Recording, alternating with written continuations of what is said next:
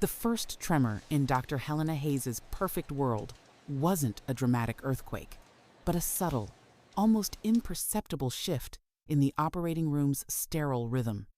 It happened during a complex aortic valve replacement, a procedure Helena had performed flawlessly over 100 times.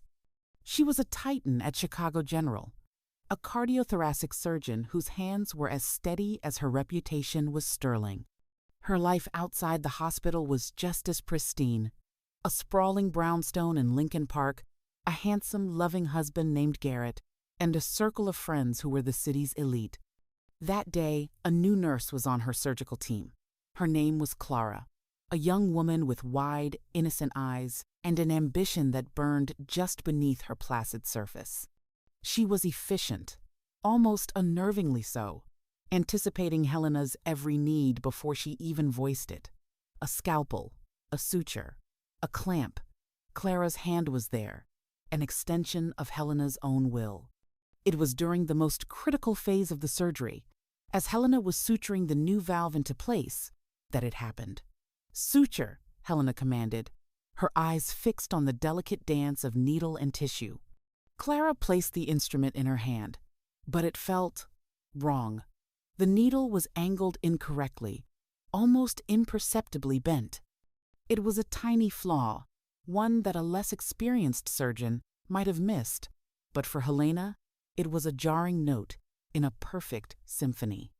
It cost her a precious 30 seconds to discard the faulty suture and take a new one.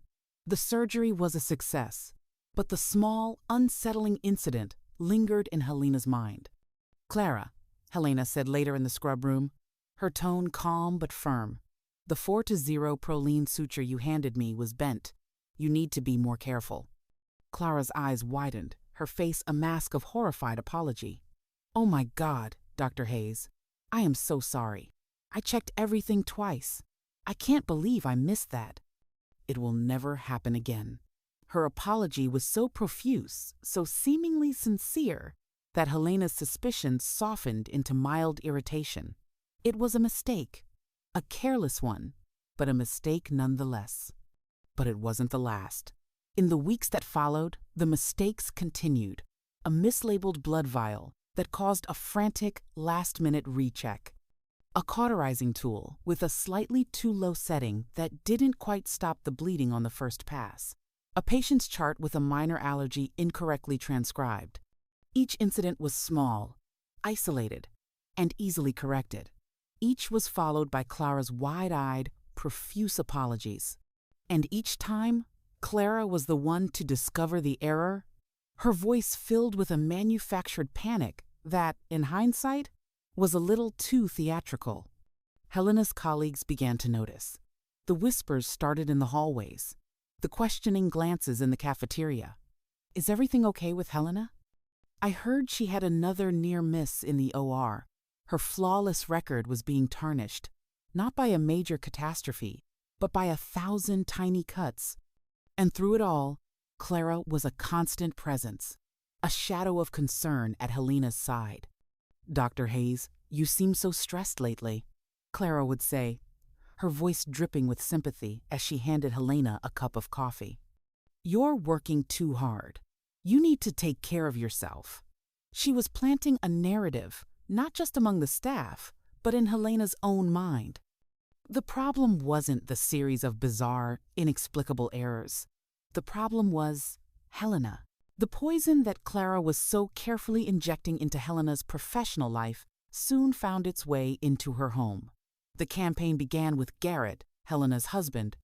He was a kind, supportive man, an investment banker who admired his wife's brilliance but secretly resented the long hours and emotional distance that her demanding career required. He was the perfect target.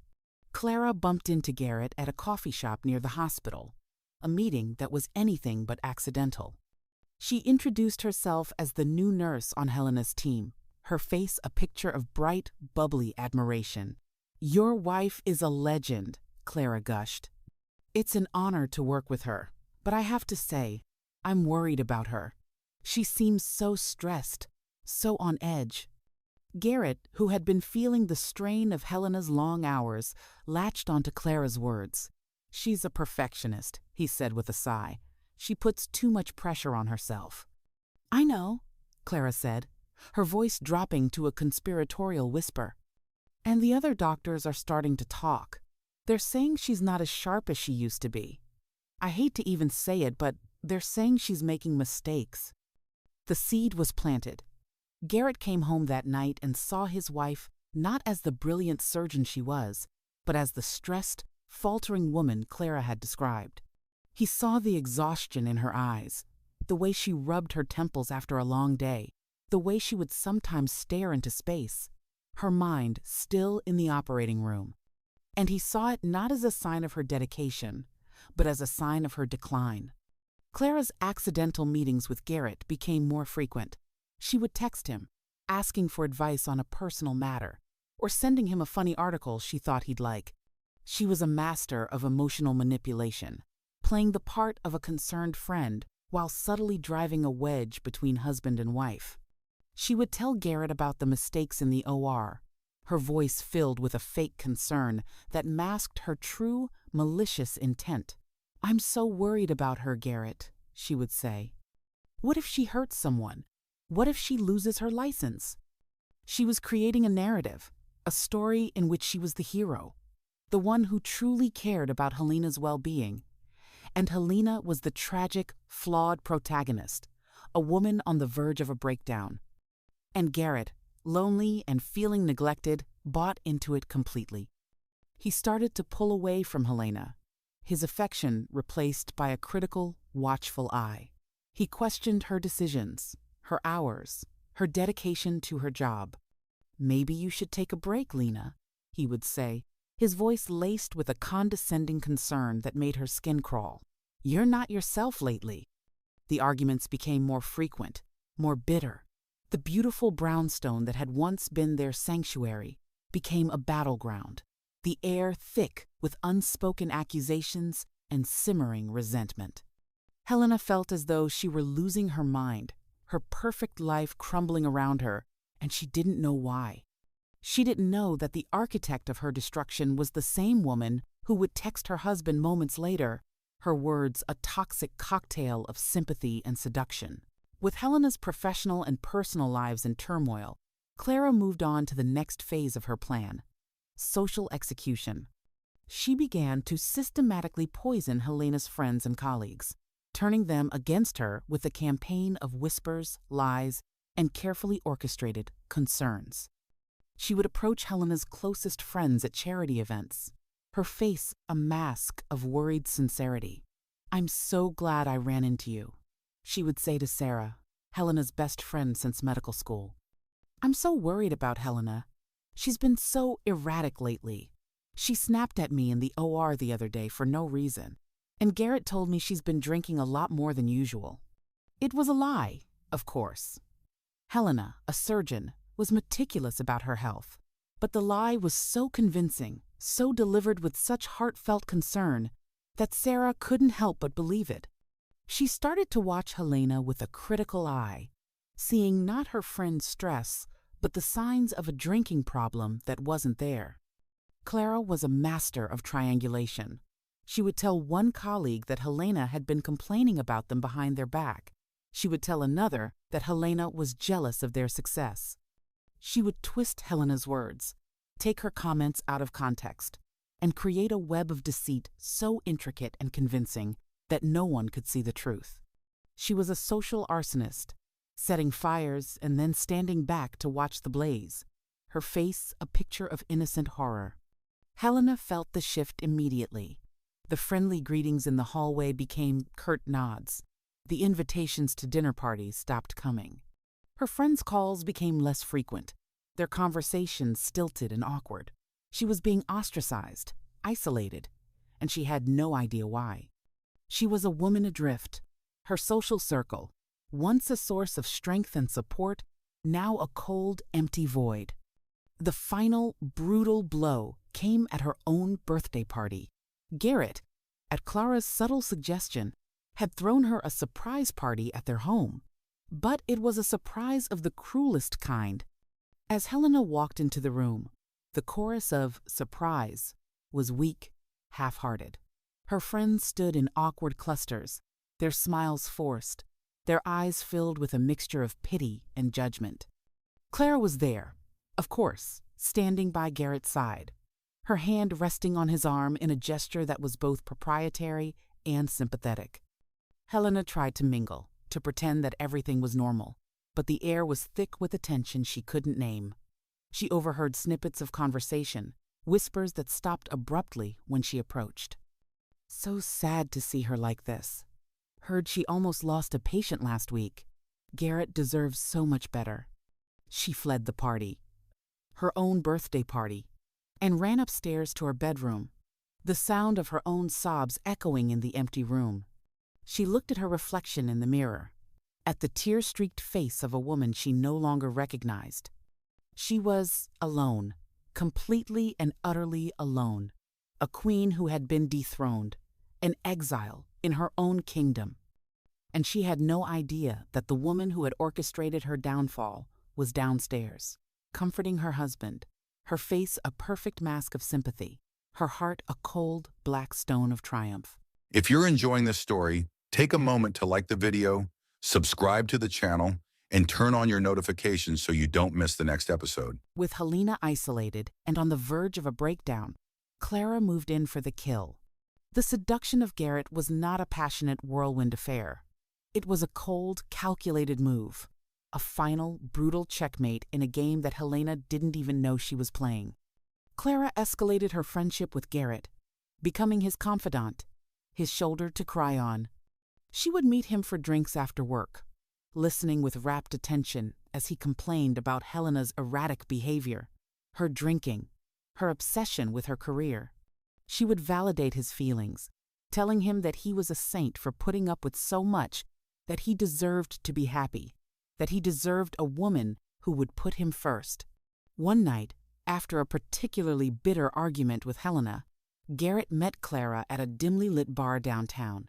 He was angry, hurt, and vulnerable. Clara was there, a vision of sympathy and understanding.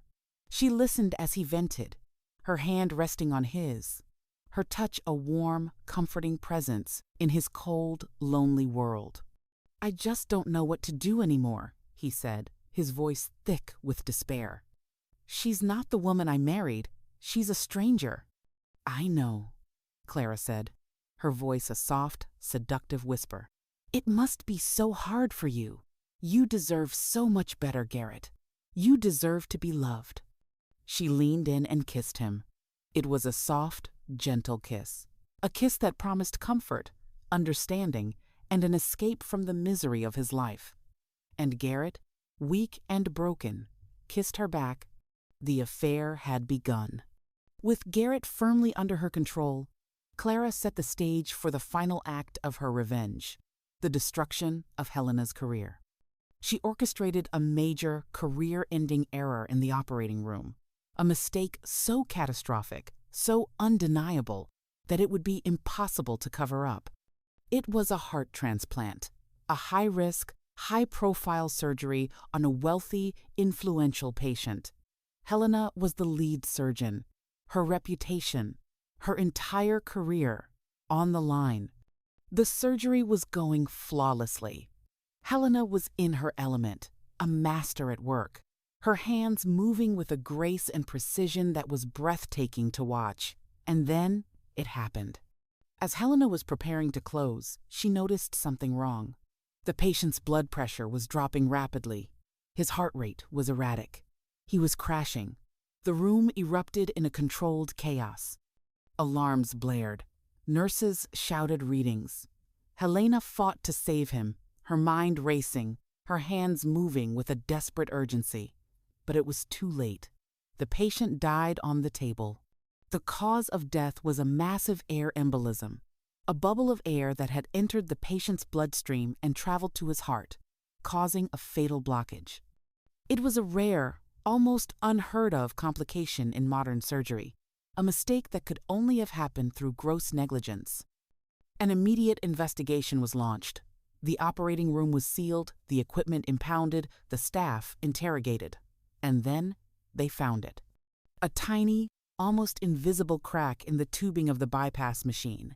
a crack that had been deliberately, maliciously created. And who had been in charge of checking the bypass machine before the surgery? Who had signed off on the pre-op checklist? Her signature, a neat, confident scrawl. Clara. But when the investigators questioned her, Clara broke down in a flood of tears. She told them that she had been distracted, that she had been so worried about Dr. Hayes's shaky hands and slurred speech that she had rushed through the checklist. She told them that she had seen Dr. Hayes drinking from a flask in her office before the surgery. She told them that she had tried to warn the hospital administration, but they hadn't listened.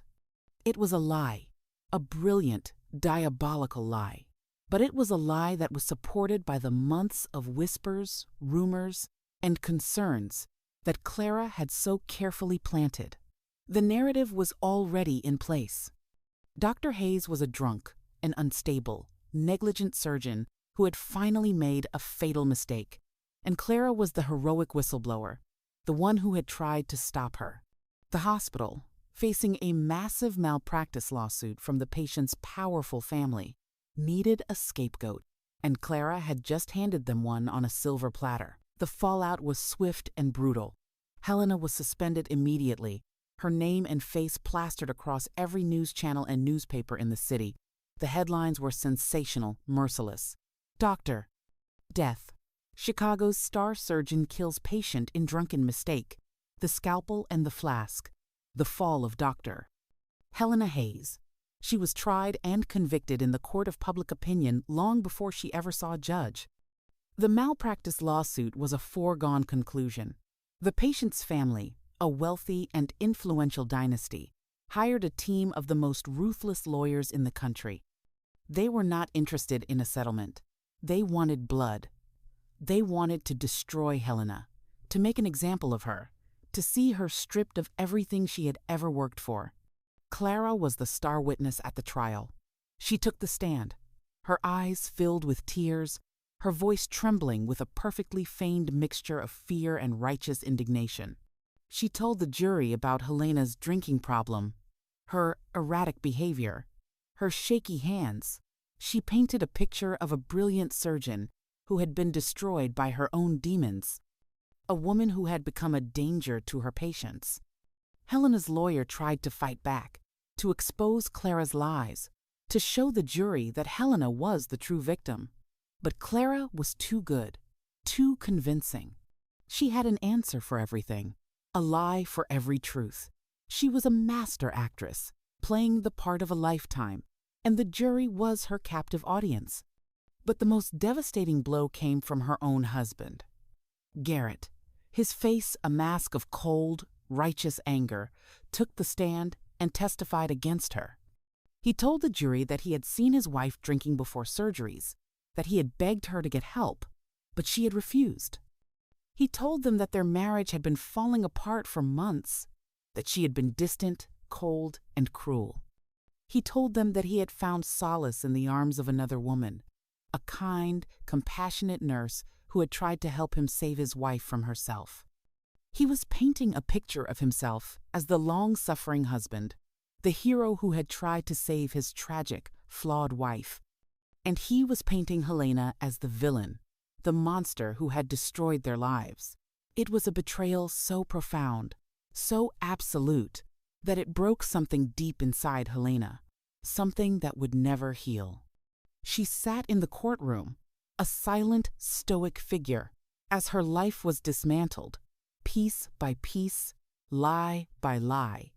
She watched as her friends, her colleagues, her husband, the people she had loved and trusted, took the stand and testified against her, their words a chorus of condemnation. She was a woman on trial, not just for malpractice, but for her entire life, her entire existence, and she was losing. The jury found her guilty of gross negligence. The damages were astronomical, a figure so large it was designed to bankrupt her, to destroy her financially as completely as she had been destroyed professionally and personally. The hospital fired her. The medical board revoked her license permanently. She was a pariah, a disgrace, a woman with no future. She lost everything. The beautiful brownstone in Lincoln Park was sold to pay the legal fees. Her savings, her investments, her retirement fund, all gone. She was left with nothing but the clothes on her back and a mountain of debt that she would never be able to repay. She moved into a small, dingy apartment in a rundown neighborhood on the South Side, a place that smelled of stale cigarettes and despair. The vibrant, successful woman she had once been was gone, replaced by a hollow-eyed ghost who barely had the energy to get out of bed in the morning. She got a job as a waitress at a greasy spoon diner. Her once steady hands, the hands that had saved countless lives, now trembling as she carried plates of food to strangers who had no idea that the woman serving them had once been one of the city's most celebrated surgeons. She saw Marcus and Jasmine, no, Garrett and Clara sometimes, in the glossy pages of magazines, their smiling faces a constant, cruel reminder of everything she had lost. They had gotten married, a lavish affair, at a 5-star resort in the Caribbean. They had had the baby, a beautiful baby boy they had, named Liam Jr. They were living her life, the life she had dreamed of, the life that had been stolen from her. And Helena was nothing. She was a cautionary tale, a ghost story whispered at cocktail parties. She was the woman who had had it all and had thrown it all away. She was a broken, defeated woman, a shadow of her former self. The fire in her eyes had been extinguished, replaced by a dull, empty ache. The fight was gone. The hope was gone. The will to live was gone. One rainy Tuesday night, after a long, grueling 12-hour shift at the diner, Helena walked home in the pouring rain, the cold Chicago wind whipping through her thin coat, seeping into her bones. She looked up at the glittering skyline, at the gleaming glass tower where she had once worked, where her name had once been spoken with reverence and awe, and she felt nothing. No anger, no sadness, no pain, just a vast, empty void. She walked to the bridge that overlooked the Chicago River, the same bridge where she and Garrett had had their first date, where he had proposed to her under a sky full of stars. She climbed onto the railing, the wind whipping her hair around her face, the city lights a blur of color through her tears. She thought about her life, the beautiful, perfect life she had had, and the ugly, empty life she had now. And she knew, with a final, heartbreaking certainty, that there was nothing left to fight for. She closed her eyes, took a deep breath, and let go. And as she fell, the last thing she saw was the light in a penthouse apartment across the river, a warm, golden glow in the darkness, a symbol of the life she had lost, the life that had been stolen from her, the life that would go on without her. The nurse wins. The villain gets the man, the money, the life, and the hero? The hero is just a memory, a ghost, a story that ends in tragedy. The twist. 2 weeks after Helena's funeral, a small, private affair attended by only a handful of distant relatives, Clara sat in the nursery of the Lincoln Park brownstone, rocking her son to sleep. Garrett was out at a business dinner, and she was alone in the vast, silent house. Her phone buzzed. It was a text from a number she didn't recognize. "Is it done?" Clara smiled, a cold, triumphant smile. She typed a reply. "Yes, she's gone. It's all mine now." The reply came instantly. "Good. You did well, my dear. I knew I could count on you. Your sister can finally rest in peace." Clara looked at the message, her smile widening. It was from her mother. 10 years ago, Clara's older sister had died on Dr. Helena Hayes' operating table. It had been a high-risk surgery, a known complication, not malpractice. But for Clara and her mother, it had been a death sentence, a loss they could never forgive. And so, they had plotted their revenge. A long, patient, cold-blooded revenge. A revenge that had finally been achieved. The sins of the past, paid for in the present. A cycle of betrayal, of hatred, of revenge, that would never end. The trial was a masterclass in psychological warfare, and Clara was its virtuoso conductor. She took the stand not as a nurse, but as a saint, her simple blue dress a stark contrast to Helena's severe, tailored suits. Her voice, soft and trembling, captivated the jury. She recounted the errors in the OR, not with malice, but with a profound, sorrowful regret. "I looked up to her," Clara whispered, a single tear tracing a path down her cheek. "She was a god to me, but I saw the signs, the shaking hands, the smell of alcohol on her breath in the mornings. I tried to tell people, but no one would listen. They were all so blinded by her reputation." She detailed the final, fatal surgery with heartbreaking precision. She described how she had begged Helena to postpone the surgery, how Helena had snapped at her, her eyes wild and unfocused. She painted a vivid, terrifying picture of a surgeon who was not just negligent, but reckless, a danger to everyone in the room. Helena's lawyer, David, was a good man, but he was a family lawyer, not a litigator. He was out of his depth, a rowboat in a hurricane. His cross-examination was gentle, almost apologetic. He tried to poke holes in Clara's story, but she was too well rehearsed, too convincing. For every question he asked, she had a ready-made answer, a plausible lie that only served to reinforce her narrative.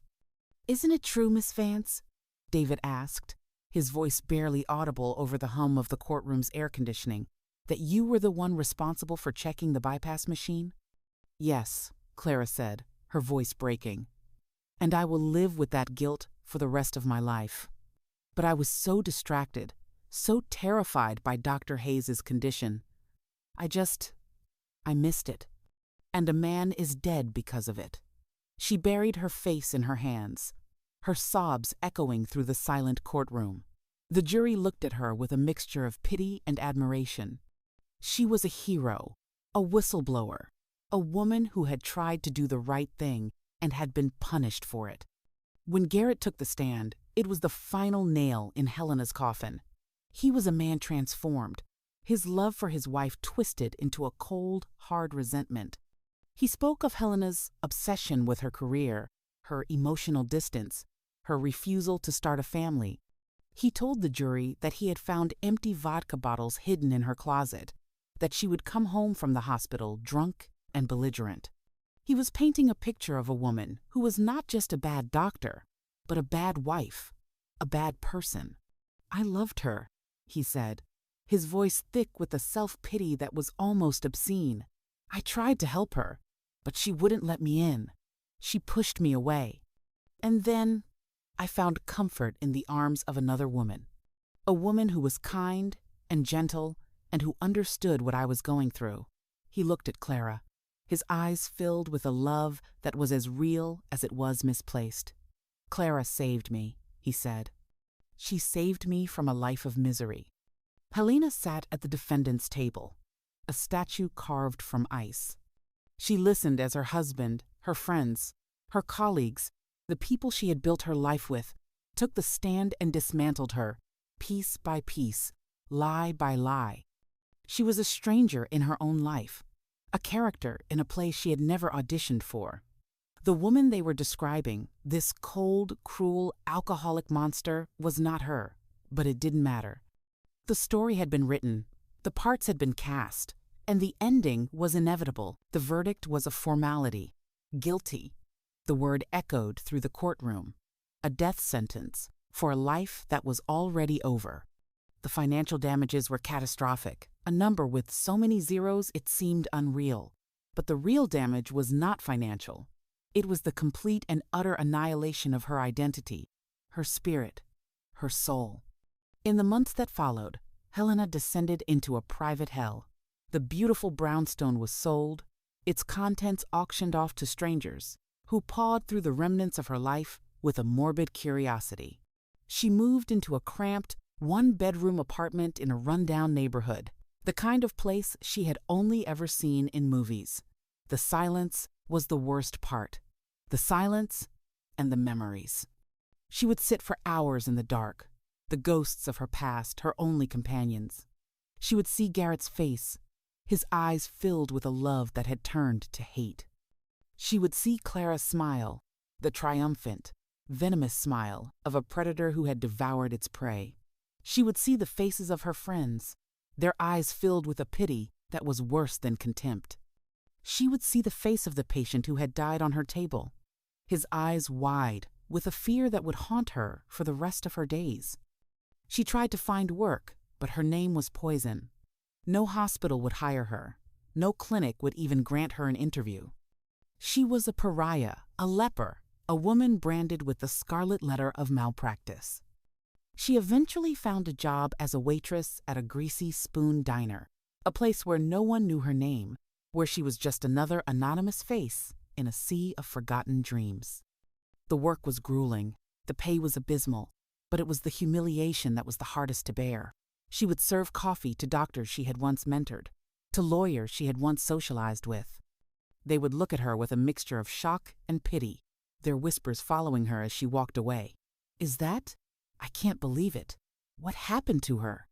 She started drinking, not the elegant glasses of wine she had once enjoyed with dinner, but cheap vodka, straight from the bottle, a liquid fire that burned away the pain, the memories, the shame. She drank to forget, to numb the ache in her soul, to silence the voices in her head. She was becoming the woman they had all accused her of being, a self-fulfilling prophecy of despair. She lost weight. Her beautiful, intelligent face became gaunt, her eyes hollow, her skin sallow. She was a ghost, a shadow, a woman who was slowly, deliberately erasing herself from the world. The fight was gone. The hope was gone. The will to live was gone. There was only the bottle, and the darkness, and the silence. The end, when it came, was not a surprise. It was an inevitability, a final, merciful release from a life that had become a prison of pain. The rainy Tuesday night, the bridge, the fall, it was not a choice, but a conclusion. The final, tragic chapter in a story that had been written by someone else. A story in which she was never meant to be the hero. A story in which the villain wins, and the world keeps spinning, indifferent to the life that has been lost, the soul that has been extinguished. The darkness had won. And, in the end, there was only silence. Before you go, tap that like button, leave a comment to let us know what you think, and subscribe so you're always the first to hear our next story. Your support keeps these stories coming.